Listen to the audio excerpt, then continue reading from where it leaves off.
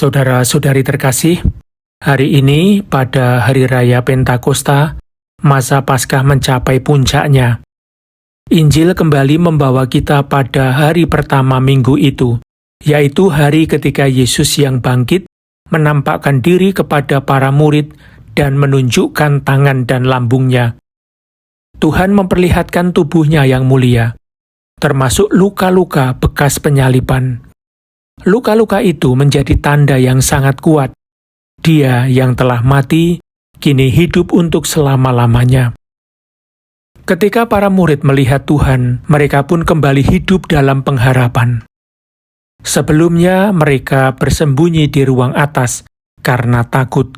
Tetapi Yesus datang meskipun pintu tertutup dan memenuhi mereka dengan sukacita. Ia menembus kematian kita, membuka kubur, dan membuka jalan ketika kita merasa tidak ada lagi jalan keluar. Setelah itu Kristus berkata, "Damai sejahtera bagi kamu," lalu mengembusi mereka dengan Roh Kudus. Yesus yang bangkit penuh dengan kehidupan, setelah memperlihatkan kehidupan tubuhnya sebagai manusia sejati, Ia juga memberikan kehidupan ilahi sebagai Putra Allah yang menjadi saudara dan penebus kita. Di ruang atas yang sama, tempat Yesus menetapkan perjanjian baru dan kekal, Ia mencurahkan Roh Kudus. Tempat yang sebelumnya menjadi tempat ketakutan dan pengkhianatan berubah menjadi tempat kebangkitan bagi seluruh gereja. Karena itu, Pentakosta adalah pesta Paskah sekaligus pesta tubuh Kristus, yaitu kita sendiri yang dipersatukan oleh rahmat-Nya. Dalam merayakan misteri ini, saya ingin mengajak kita melihat 3 hal. Pertama, roh dari Kristus yang bangkit adalah roh damai. Dalam Paskahnya, Kristus mendamaikan Allah dengan manusia, dan Roh Kudus menanamkan damai itu ke dalam hati manusia, serta menyebarkannya ke seluruh dunia. Damai ini lahir dari pengampunan dan membawa kita untuk juga mengampuni. Semua itu dimulai dari pengampunan yang diberikan Yesus sendiri. Walaupun Dia telah dikhianati, dihukum, dan disalibkan oleh manusia. Dengan kasih-Nya yang mengejutkan, Yesus yang bangkit berkata, "Jikalau kamu mengampuni dosa orang, dosanya diampuni." Dengan kata-kata itu, Yesus mempercayakan karya Allah kepada kita. Sebab hanya Allah yang dapat mengampuni dosa. Kuasa ini diberikan sebagai tanda perdamaian bagi semua orang. Tuhan mencurahkan roh damai kepada seluruh dunia tanpa mengecualikan siapapun. Sebab Dia telah menebus semua manusia dari kematian. Roh Kudus adalah Tuhan dan pemberi kehidupan sejak awal penciptaan ketika Ia melayang di atas air. Kini melalui karya penebusan, Ia mengubah sejarah dunia. Pentakosta sungguh menjadi perayaan perjanjian baru antara Allah dan manusia. Suara gemuruh dari langit, angin, dan lidah-lidah api di ruang atas mengingatkan kita pada tanda-tanda di Gunung Sinai dahulu.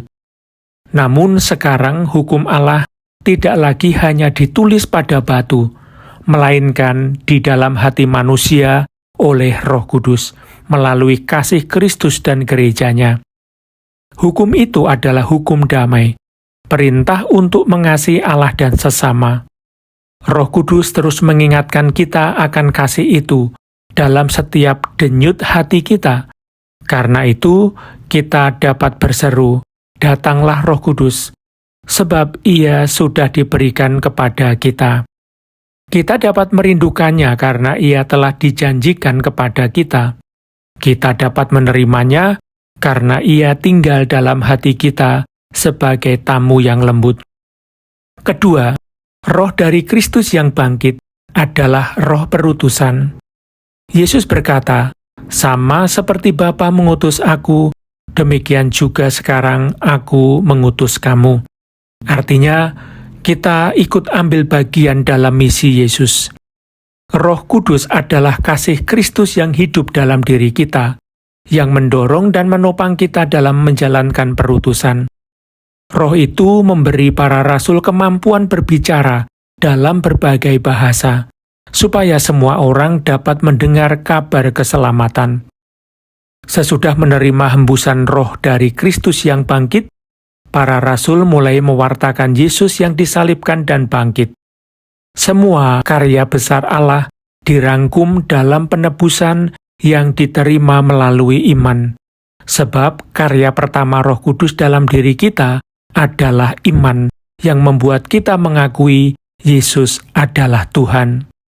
Iman itu hidup dan nyata dalam setiap perbuatan baik, tindakan belas kasih, dan kebajikan. Maka karya Allah itu tampak dalam diri kita sendiri, yang datang dari berbagai penjuru dunia untuk berkumpul di meja Tuhan, mendengarkan sabdanya, dan diutus menjadi saksinya. Saudara-saudari terkasih, kita semua ikut ambil bagian dalam Injil. Seluruh gereja bukan hanya menjaga Injil, tetapi juga menjalankannya. Dengan kekuatan Roh Kudus, pewartaan kita dipenuhi sukacita dan harapan, sebab kita dipanggil menjadi terang dan garam dunia. Semua itu bukan karena kehebatan kita, tetapi karena sabda Tuhan yang menguduskan orang berdosa, menyembuhkan yang sakit, dan mengubah orang yang menyangkalnya menjadi rasul. Kita melihat ada perubahan-perubahan di dunia yang justru membawa kesalahan dan kekerasan. Namun Roh Kudus menerangi akal budi dan membangkitkan kekuatan baru dalam hati manusia. Dengan demikian, Ia mengubah sejarah dan membuka jalan keselamatan bagi semua orang.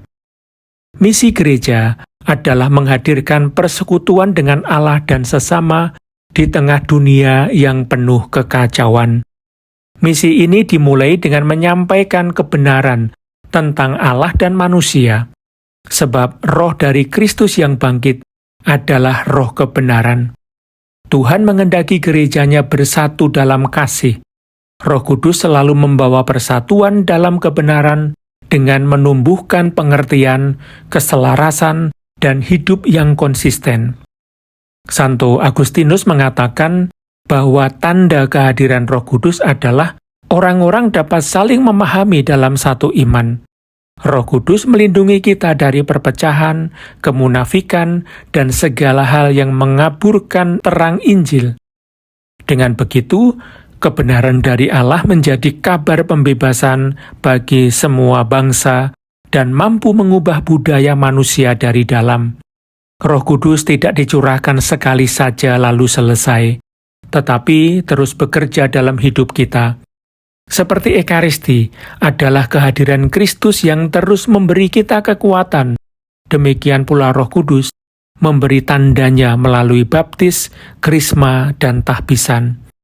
Dalam setiap sakramen, Roh Kudus menjadi sumber kekudusan yang menghasilkan banyak rahmat dan karunia dalam doa, karya belas kasih, dan pendalaman sabda Allah. Rasul Paulus mengajarkan, kepada tiap-tiap orang dikaruniakan pernyataan roh untuk kepentingan bersama. Karena itu kita adalah gereja, satu tubuh yang hidup dari Allah dan melayani dunia. Dengan bantuan Roh Kudus, kita dapat membawa damai sejati dan kebenaran yang menyelamatkan kepada semua orang, yaitu Kristus sendiri. Saudara-saudari terkasih, dengan hati yang berkobar, marilah kita berdoa agar roh dari Kristus yang bangkit menyelamatkan kita dari kejahatan perang. Perang tidak dikalahkan oleh kekuatan besar manusia, tetapi oleh kekuatan kasih Allah. Marilah kita berdoa agar Roh Kudus membebaskan umat manusia dari kemiskinan, bukan melalui kekayaan yang tak terbatas, tetapi melalui anugerah Allah yang tidak pernah habis. Marilah kita memohon agar Ia menyembuhkan luka dosa manusia melalui penebusan yang diberitakan kepada semua bangsa dalam nama Yesus. Rahmat inilah yang memberi keberanian kepada para rasul. Semoga Roh Kudus juga mencurahkan kepada kita sekarang dan selamanya melalui perantaraan Maria, Bunda Gereja.